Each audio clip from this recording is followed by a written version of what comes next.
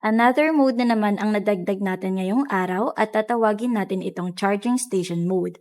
Ang charging station ay isang mode kung saan pwedeng mag-charge ng devices gamit ang multiple charging ports fully controlled ng Alexa Universal Coin Board.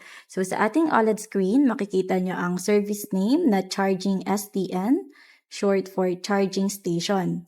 Then CR, which is the current credit ports. Naka-default tayo ngayon sa 10 ports, pero pwedeng bawasan or dagdagan ng owner through the web server. Then meron din tayo price and time na nakaset ngayon sa 1 peso equals 5 minutes. So, pero editable din to sa ating web server. So, kapag maghuhulog tayo ng coin, magdadagdag ito sa credit. So, itry natin. Ayan, so meron na tayong credit na 1 peso. So, pag may sapat na credit na, pwede ka nang pumili ng port kung saan mo gustong mag-charge. So, pili tayo. So, ngayon, charging pa rin ang ating port number 2. Charge ko siya sa port number 8.